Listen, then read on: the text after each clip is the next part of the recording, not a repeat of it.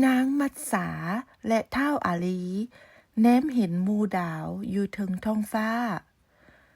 น้องอยากได้ดาวอยู่เทิงท้องฟ้าเด้คือหุ่งงามแท้มื้อนี้เฮาไปนอนก่อนมื้ออื่นเอื้อยจึงจะเอาให้มื้อต่อมาอาลีถามว่าอยู่ไสดาวเอื้อยว่าจะเอาให้น้องหั่นคันซั้นพวกเฮามาปั้นดาวนำกันเนาะเอื้อยสิพาปั้นทำอิฐนวดดินให้อ่อนปั้นเป็นหน่วยมนๆบีบให้แป่ลงเอานิ้วมือบีบให้เป็นหาแจแล้วก็จะเป็นดาว